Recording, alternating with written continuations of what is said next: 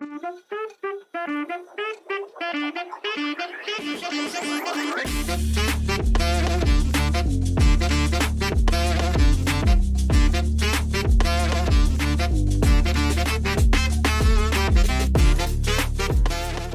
guys, welcome back to a Philippa podcast.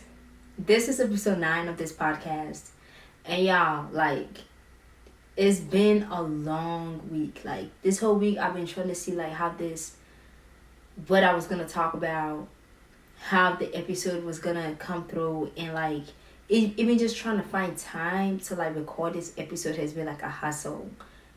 And I think it's because I pray to God about experiential knowledge, and I think before it's time, anytime that is getting close to time for me to release the next episode, there are experiences that God be taking me through, and that experience has to I have to learn whatever it is that I need to learn from that experience. I have to learn from it, and then somehow that experience ends up being what I have to talk about. Coincidence? This week's episode, I want to talk about suffering.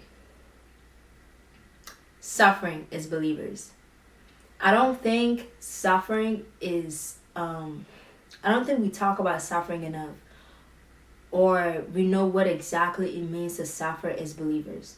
So long story short, this couple of weeks, last week, all that leading up to this week, I've been really mad at God. Just so mad at God about everything that's happening. In my head, I'm like, yo, I've been so faithful to you. I know I have times in my life where I get mad, I get pissed. But this was not regular getting mad or getting pissed at God.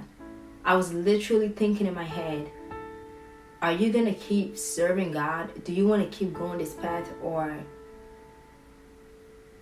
you're just going to handle things by yourself? Literally, I kept thinking to myself how long am I willing to go through this? How long am I willing to just have moments in my life where things happen and I'm waiting on God to solve something. I'm waiting on God to pull through a certain way, and He doesn't pull through that way. And when He doesn't pull through that way, how long am I willing to put up with it?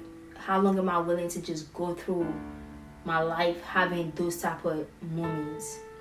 This week, I remember just being at work, coming back home, assignments, having to wake up every day at 3:20, and then I'll wake up and I don't even have nothing to say to God. Just times I just feel so tired and exhausted, and I can't even point at one thing in my life where I'm there's this particular thing that I wanted God to pull through on that thing, and I didn't see His hand at that thing. But I think it's just serious and different things in my life where I'm God, I was looking at you to pull through when I had that when I had that kind of when I had that discourse with that person, and I really just wanted to I wanted to talk out of my frustrations. I wanted to share how I felt about a situation. Or there are times where God prompts me to not react to situations a certain way. But my thing is, if I'm not reacting to something a certain way, I'm thinking that God is gonna pull for me a certain way, where even though I was silent, the battle I was still fought for. And it was so many circumstances where I felt I wasn't fought for.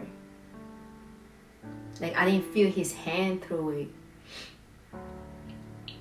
And then just being at work and then seeing the journey and the path that I'm on, knowing that God had called me, that I prayed to God to be in this city, and I prayed to God that we had a life, there was a period of time where I was going to be here, and then there were goals and things that had to be reached.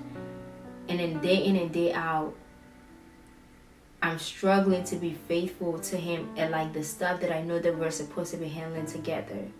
And then there are some days that I just don't even feel His hand. I don't know where He's at, if He's in it, what He's doing. how I'm gonna pull through, how anything is gonna work. I remember just thinking to myself this week, I'm like, yo, like I feel like there's so many things that I could have talked my crap, or I could have defended myself a certain way that I didn't. And I literally feel like I've been suffocated in silence. I'm not showing or expressing how I feel, and I'm waiting on him, and I'm not seeing his hand in any of those situations. And I feel like I'm just out here and I'm suffocating in silence, and things are being done or things are just happening around me, and I don't know where he's at, I don't know what he's doing, but I'm still going through the motions with it. And then I be asking him like, all right, help me not keep this offense in my heart. Help me not look at this thing a certain way. Help me not be a certain person. Then I be feeling my flesh winning, and I'm like, Lord, like, where are you? Like, for real, where are you? I want to talk out of my ego so bad, but I'm not doing it. But I'm still not feeling your spirit either. So really, where are you? I think this week it got to a point where I was really just telling God that, you know, I was really just thinking, it was like this period in this time that I was just like, I think I'm just gonna go the other way. Like, I think I was contemplating on leaving the faith. I was contemplating going, just letting everything be, and then handling life the way that I know how to. Sort of like the Israelites when life got harder, and then they looked at the life that they had in Egypt and said, at least when I was at Egypt, we had food to eat, but you brought us to this wilderness, and now we're hungry, and we don't have no food to eat. And I think I was like, okay, when I was in the world, if somebody pissed me off, they knew what was coming for them. Like, they knew not to say certain things, or like if they said something, I would share, like I would go out, and then I would feel better after that, knowing that I didn't allow somebody to speak a certain way or did something a certain way. But I'm in you, and I don't know, maybe in my head I'm thinking, yo, if I kept quiet, or if I didn't handle the situation how I wanted to handle it, then you would like do something marvelous, like, or you would do something extraordinary that I would just look at it and be like, bro, don't play with me. Like, God don't play when it comes. But then I was missing the perspective where God loves those people as much as he loves me. You know what I'm saying? Like, I was not looking at it from their point of view. But then this week too, I realized how important it is, like, that it's been for me to have honest conversations with God. Like, man, I don't care. It's not like I don't care, but I think me and God's relationship has grown to like a certain point, or I've grown in him to a certain point where I could just tell him everything that I feel. And I think that's what God has called all of us to, because scripture says that those who worship God should worship him in truth and in spirit. That you don't come to God not sharing everything that you feel. You don't come to God thinking that you have to talk to him a certain way.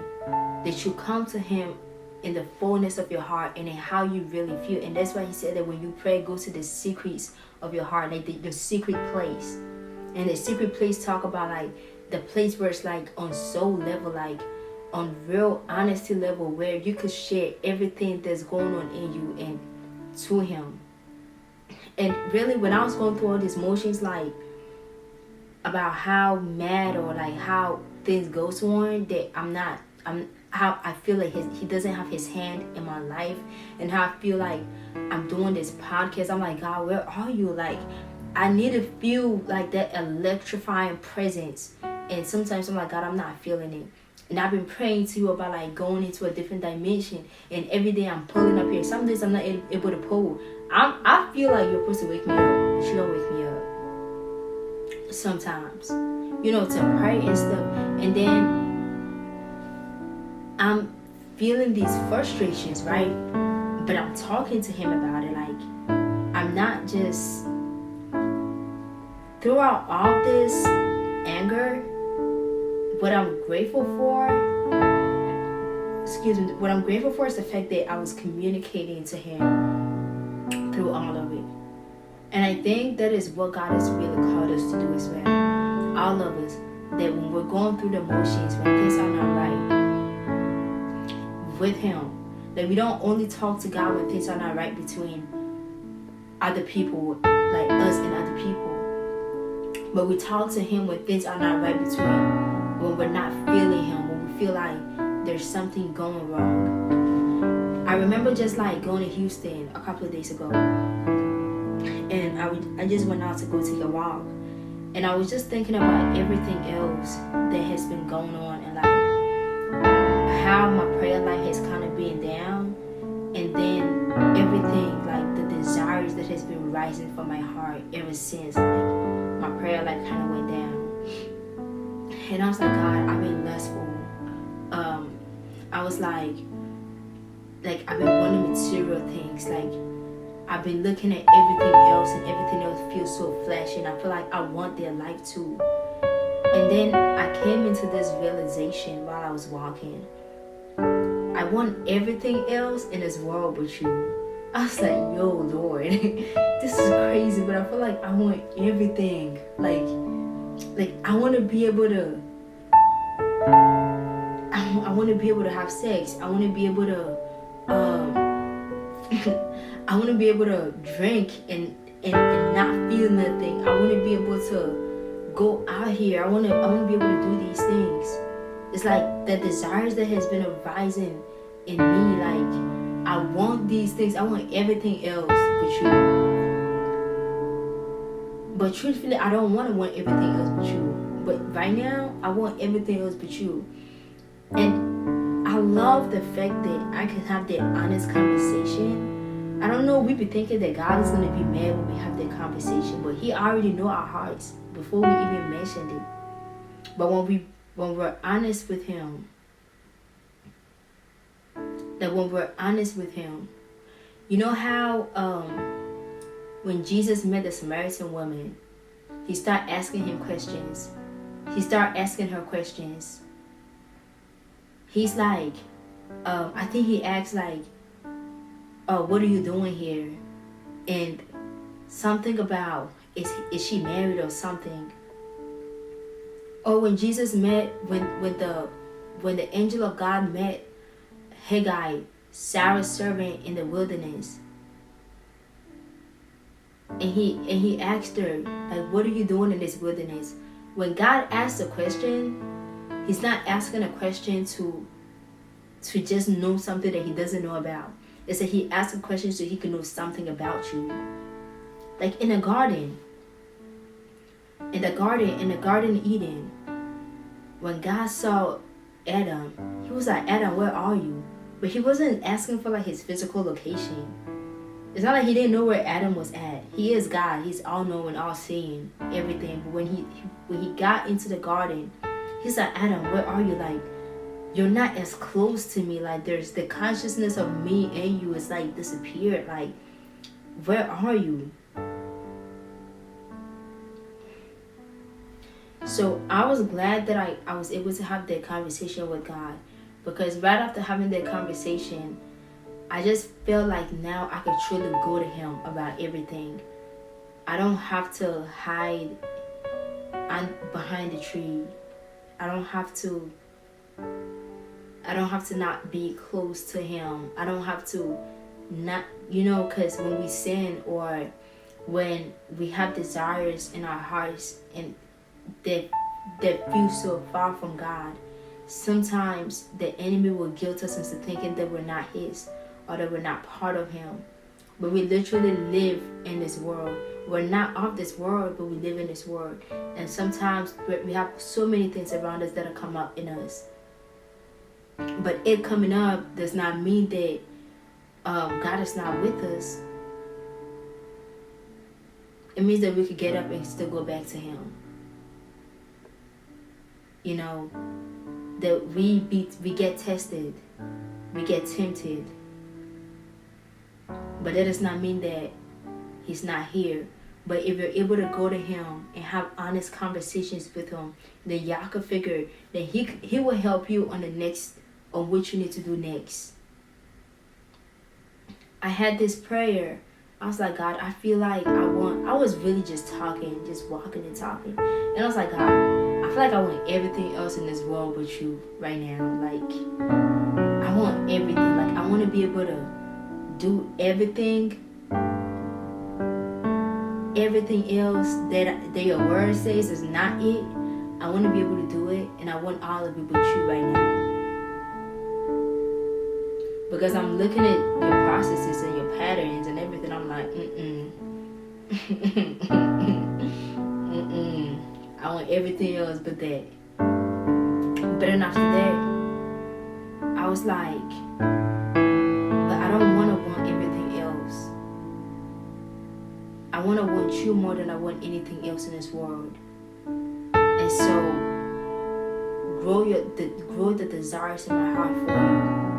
May my desires like steer towards you. May your desires become my desires. Like, may I want you more. May I thirst after you. May I hunger after you more than I ever hunger or thirst after anything in this world. And then it's crazy because like I was thinking about this. One of the reasons why I was so mad at God, I have been telling God, like, give me this mantle. Like, I've been praying. And when I pray, I'm like, Lord, I want to get to a different dimension in you. Like, I don't want to be where I've been. Like, I don't want to be a baby Christian. I don't know what your measurement for me in the spirit is. I don't think I'm a baby Christian. But I'm saying, like, if whatever level that I'm on in you, I want to go higher. I want to get higher. And I think by my own analysis, sometimes I'm like, God, I don't think I'm growing I don't think I'm growing in a rate that I could grow in you. And I want a different dimension, period. But in my mind, what a different dimension is show me visions. Like, give me dreams that would dismantle my life. Like, give me visions. Like, I want to see Jesus in my closet. Like, I want to pray, and then I open my eyes and Jesus is standing here. Like, the crazy experiences that people be having. And I'm like, but God, I've been praying about this thing for so long. Like, for more than a year, I've been praying for a different dimension. Ever since I came in you, I've been asking you, Lord, help me, like, dismantle my life, like, crazily. Like, help me see you in ways that I've never seen you before. But it's still not happening. And then I started, it's like, this thought just hit my head. And it was like, bro, you want the mantle of Moses' life. Like, are you willing to do what Moses did for God? Like, are you willing to fast for 40 days, 40 nights? Like, are you willing to wait on God? Like, when Moses went up to the mountain to go talk to God, and Moses was waiting. He waited for 40 days. And God was not talking to him for 40 days. The Bible said that Moses waited on him for 40 days. Waiting and fasting for 40 days. And and when they be talking me to fast, I'd be like, I'm trying to gain weight. like you want the mantle on Elijah's life. You want to experience what Elisha experienced. You want Jeremiah's calling. You want Joshua's calling. The Bible says that every time Moses would go up there to pray or would go up there to talk to God, Joshua waited behind Moses. He will wait the entire time. So Moses was up there for 40 days, Joshua was up there for 40 days. But it says that when Moses left, Joshua remained. He remained and still sought after the heart of God and still sought after God. You want that mantle on Joshua's life. You want that mantle. Are you willing to do what Joshua did though? And I think that's what the Spirit was telling me. And I was just like, you're not matured enough in the Spirit to even be asking for the things that you're asking for. Dream bigger. It's all good. But are you willing to do that work? What it takes, what it requires? When Paul says, study to show yourself approved, how many times are you reading the word? How many times are you sitting with it? How many times are you practicing it? Are you willing to carry your cross daily?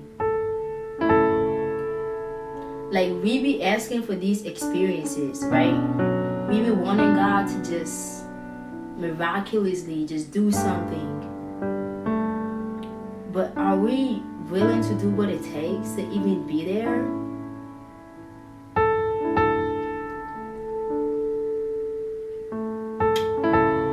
And another thing that God really was talking to me about, when I had this whole thing, just being mad and thinking, maybe I should just try to handle my life on my own. Maybe I should not seek the counseling of the Lord. Maybe I should stop, trying to hear what He's trying to say, or be patient to know what steps that He want me to take before I move. I start thinking, do I really know what the end goal of all of this is? Why am I the things that I'm looking for right now in my life, the place that I'm trying to get to, physically, because everything else that had been going on in my life. Yes, I want the growth, which seems like it's not a material thing. Yes, I want the wisdom. Yes, I want the encounter. But most of the things that I wanted was God, I'm just so tired. There were real material things and real things that are external that were going on, that I was God, I think at this point I should be here, or at this point I should have this. And I don't want to say this to say that we shouldn't work hard, or not on some Ecclesiastes timing, but just saying, do we know what the end goal of this is? Do we know that the end goal of this life is not for us to just have material things? It's not for us to have the comfort that we're looking for today. Do we know that today's comfort does not mean anything? That the end goal of this is heaven. That all this suffering, all of this endurance is not so we get the car. It's not so we get the woman. It's not so it's not so we get the community. That all of this endurance and all of this suffering is really so we make it to His kingdom. Do we know that? Romans 8 verse 18 says, "For I consider that the sufferings of the present time are not worth comparing with the glory that is coming to be revealed to us." And I think most times when we read this verse and when we hear about this verse, right, we think that Paul is saying that the suffering of this present time not being worth compared to the glory that's coming, or that it be revealed to us. We're thinking that, if I'm going through, this season is hard, that means next season is not going to be hard, or next season is going to be easier or something, right? And yeah, we have seasons and times and all of that. And when there's rainy season, there's definitely going to be dry. And life is not all smooth all the time. Or all hard all the time. But what Paul is saying here, he's not talking about tomorrow's betterment. He's not talking about in this present life or in this fleshly life's betterment. He's saying that what we are going through as believers, like everything that we're experiencing, like that the end goal of all of this is heaven. The end goal of everything that we're experiencing now is not it's not for us to just get a spouse, or it's not for us to just get the car or get that job or have that security system on earth. But it's for the glory that will be revealed to us.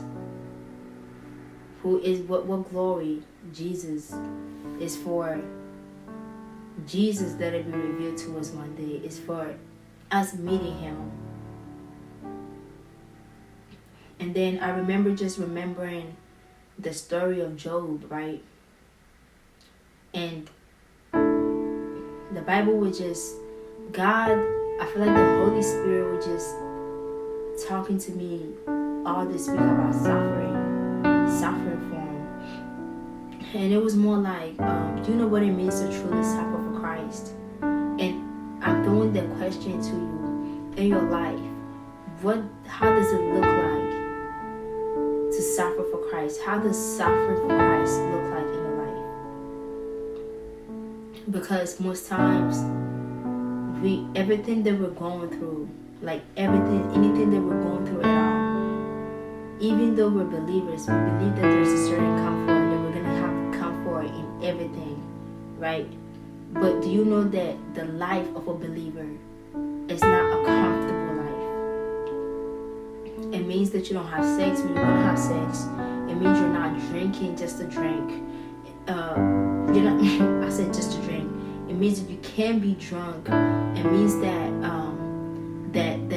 that fashion trends that are going on, you can't participate in most of them because they're ungodly and they don't look right on you. It means that some music you can't listen to. It means that some of your friends, they don't get to enjoy the things that they enjoy that you really even previously enjoyed before. It means that while you're going through your own financial problems, God tells you to go bless somebody with the little money that you have. It means that everybody else misunderstands you and only God understands you. Like, are you okay with looking like a failure in front of everybody, but then God is clapping for you and God is so proud of you? Are you okay with not blowing up in front of the world? Right? Are you okay with everybody else around you looking at you like, bro, what the heck does she got going on? What the heck does he got going on? Are you okay with everybody else looking like that, right? But God looking at you like, look at my daughter, like, look at my son doing it. Are you okay? Like, would you be Saul in these situations? Or will you just be chill? Be David? Like, will you be David or will you be Saul? Are you looking for the cherishing of others? Are you looking forward to be pleased by others? To please others? Or are you willing to just look like you don't have nothing going, but God is looking at you like you're being obedient? You're doing it. Because as Christians, that's what we pick. When we picked Christ, when we said that we accept him, that's the life that we chose. Like, when we said that it was him, that's what we picked. And the story of Job, like, I was just thinking, man, even though God did bless Job and gave him everything that he lost on earth, like times 2 or times 3 of what he lost, and God gave it back to him. Even though that happened to Job, what if it never happened? What if God didn't give it to him? That would have not meant that he was not faithful. It would have not meant that he was not a good God. That he was not righteous, a right judge, everything. It wouldn't have meant that he showed favoritism to some people and doesn't show it to us. But what if he chose to do that though?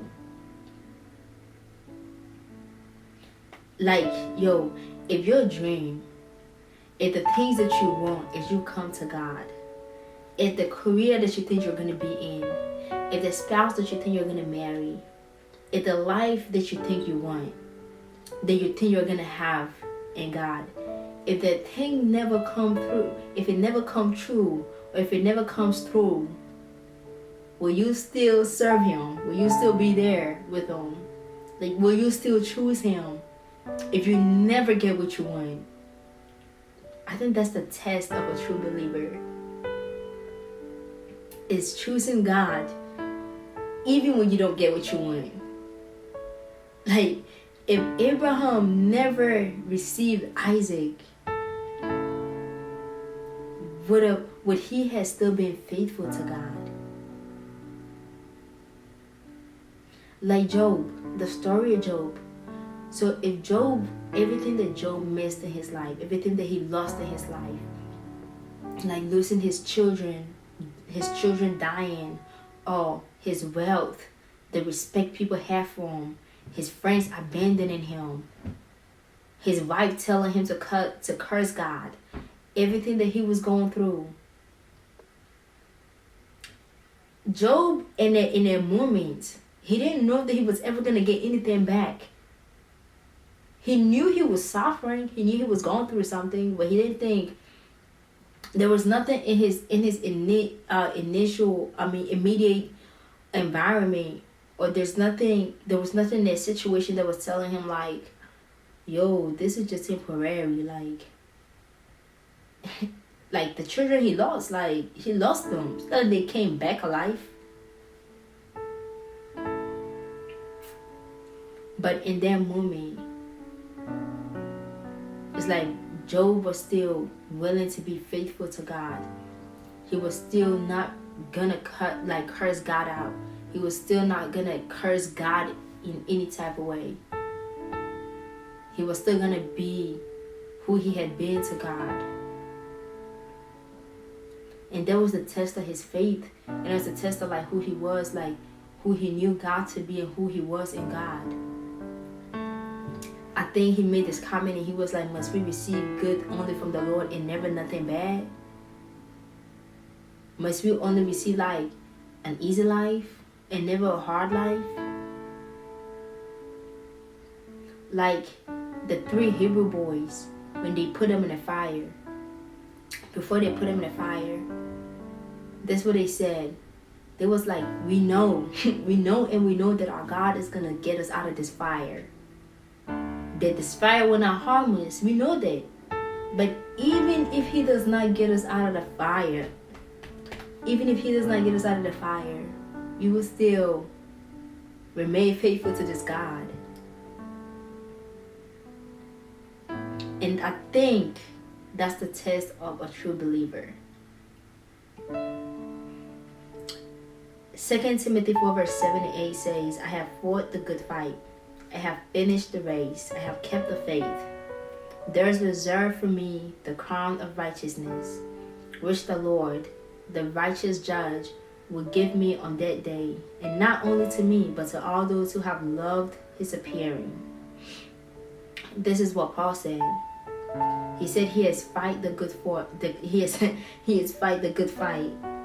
and he said that he had finished the race and that he had kept the faith. And because he's done all that, now there's a crown that is a crown of righteousness that's reserved for him. But then he said that God, the Lord, will give it to him on that day. Paul that has been in prison, he probably was in prison around this time, but he wrote to Timothy. But he didn't say that. He didn't think that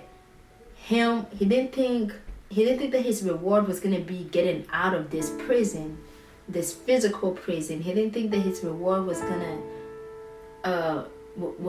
be able to, when he gets in their mansion, or when he gets some comfort in life where he's not walking and spread the gospel, or he didn't think that his reward was going to be not suffering for Christ on earth anymore.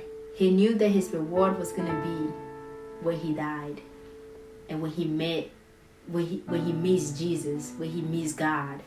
He knew that was going to be his reward.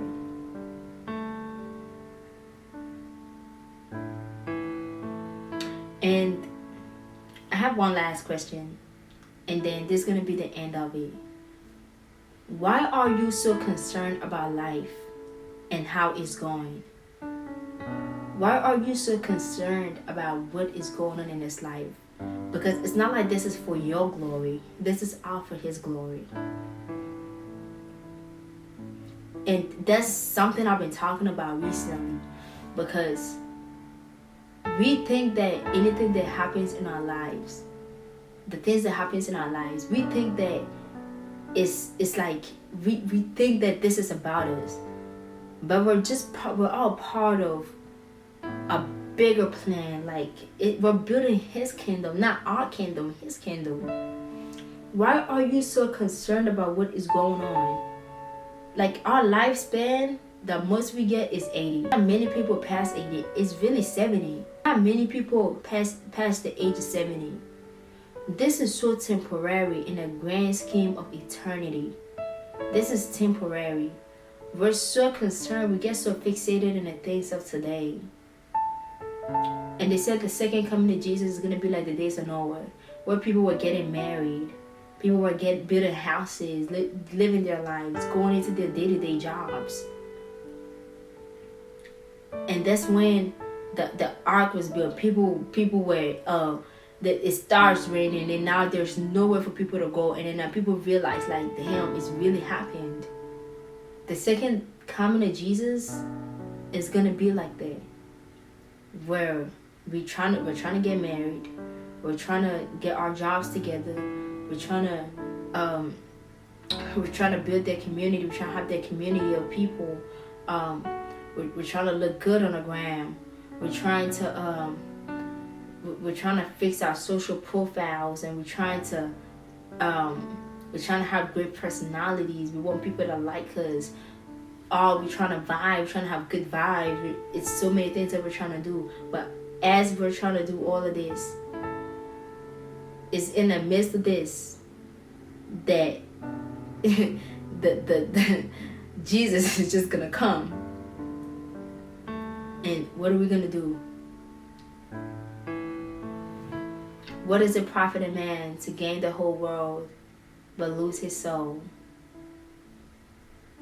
That's it for today. Yeah. That is it for today. I really just had this, I'll say, like an epiphany. Like, it's not like it's nothing that I didn't know before, that I haven't known, but it makes so much more sense to me now. That this everything, whatever we're suffering, we have to work hard, but we need to we need to stop being so attached to these things on earth, and we need to stop attaching ourselves to the results so much, because the Bible says there's one that plants and there's another that waters, but only the Lord causes a thing to grow. So all we can do on our parts is to be faithful in everything that He's given unto us. And everything that He's given unto us, we're not owners of that thing.